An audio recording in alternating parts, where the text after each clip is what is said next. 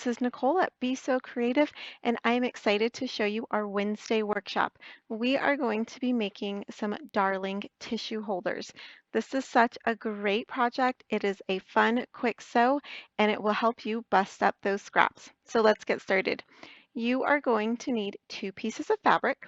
We're going to have our main fabric, which is going to be the main part of our tissue holder. And then we're going to need a lining. And the lining is going to be kind of a double. It's going to be a lining, but it's also going to be this cute little peekaboo binding here. So let's get started. There will be a pattern online, so you'll get all of the measurements. So our outside piece is going to be 5.5 by 6.5, and our lining and little binding part is going to be 6.5 by 7.5. So once you have those cut, we are going to line up both the 6.5-inch sides, and you're going to want to align those. We're going to sew 1/4 of an inch on each side. So let's take this over to the machine, and let me get that. Let me tell my machine what we're doing, and I like to shorten my stitch length to about a 2.0. So we are just going to, and I am going to backstitch. Oh, and we're going to turn our speed up. We don't need to sew that slowly.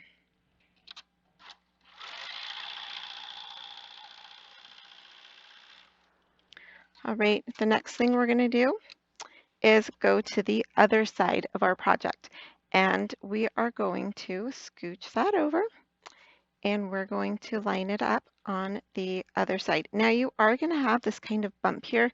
Don't worry, that is absolutely what we want. So let me pop that in there and just make sure everything's lined up. If you want to, you certainly could pin this. You don't have to. It's such a short length that you'll probably be just fine. So we are going to bring this over to our ironing station.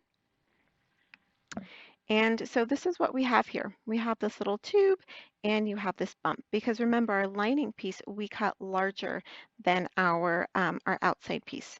So I'm just going to really quickly set those seams. We're not pressing in either direction. We're just setting our seam, and that just lets the thread really sink into our fabric. And we're going to turn this inside out with the right side of our fabric showing. And now we're just going to kind of press it. And what I'm looking for when I do this is I want to have an even amount or an equal amount of this white fabric showing on both sides. I'm not going to measure it. You certainly could, but I just want to eyeball it. And what this is doing, let me show you on this one. It has more contrast. This is creating that little binding, that little peekaboo fabric that's right there. So once you've kind of eyeballed it and you really like how it looks, we're just going to give it a nice little press.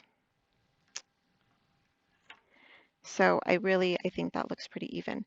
And so now this is where we're going to take a little detour from the pattern that's online. There's 2 ways you can make this, and the pattern that's online will be for the one with the unfinished edges on the inside.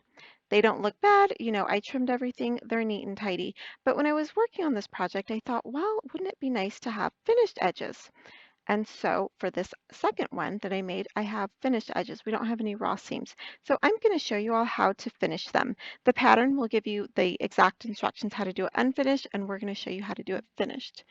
And, oh, Sharon, can you hand me my pins? They're in that basket. You're definitely going to need pins, and I'm so lucky to have Sharon, who, is there a pin cushion?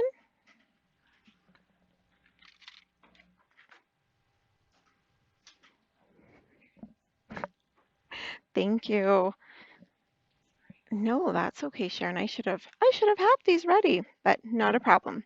So, if you are going to make the tissue cover with the raw edges on the inside, what we're going to do is we're going to find our middle. We're going to press it, just finger press it, and then we are going to fold both of our ends to the middle, and you're going to do 1/4 inch on each side, and you're done. Turn it inside out, you're absolutely done. But if you want to have your edges finished on the inside, we're going to do the exact same thing but opposite. we'll find our middle, we'll finger press it, and then we are going to fold our edges, and I'm actually going to pop a couple pins in here. It's just going to help everything stay nice and together, nice and tidy. Let me pin that. And we're going to do the same thing with the other side. And at this point, you can kind of tell if it's, maybe not quite in the center. If you need to adjust, go right ahead and make any adjustments that you need to do to make sure you have everything placed just how you want it.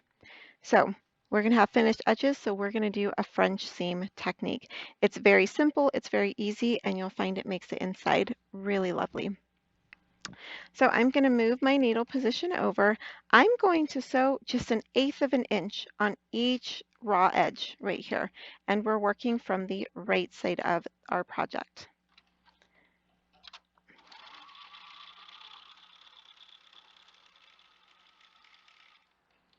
And then I'm just going to turn that around, clip my threads here,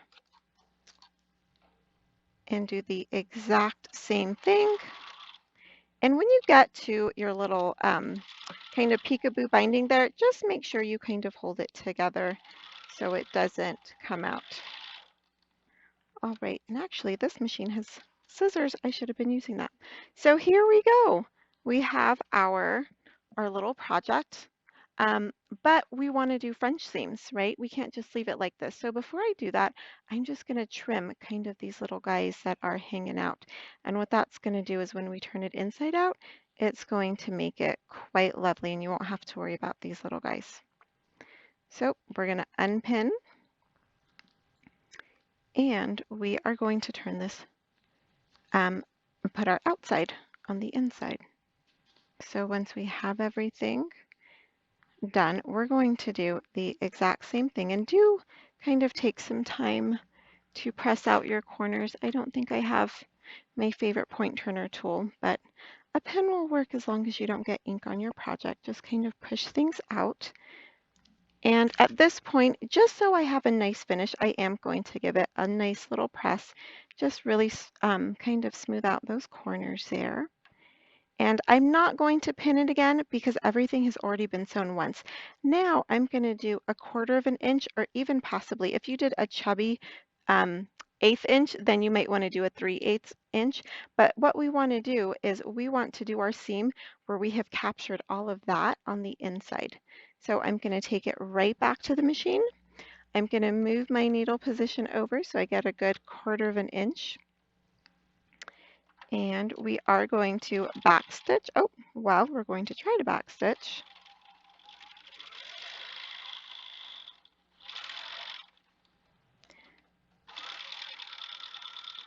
We're going to snip those threads here, turn it to the other side, and get a back stitch in there.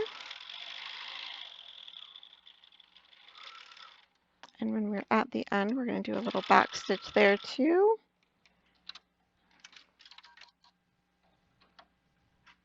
And I am just going to trim some of these little threads here and over here as well. These Karen K. Buckley scissors are just the sharpest scissors. I love them here at the shop. And I'm going to turn my little tissue cover with the right side out. And now you've got a great little gift, a great little way to keep your tissue safe in your purse. I know if I just put those little plastic packets, they kind of seem to go wild. You could always give it one more good little press. If you were gifting this, I would, get some tissues and pop it in there. It'll fluff it out nicely. And you've got a tissue cover with completely finished seams on the inside. And goodness, I think that only took us a few minutes to make. This is perfect for any of your scraps. If maybe you have a new sewer that you're teaching or you just wanted to do a fun, fast, easy project, this is a great way to get something useful done and get a project done really quickly. Thanks so much for joining us on today's Wednesday workshop here at Be So Creative. Have a wonderful day.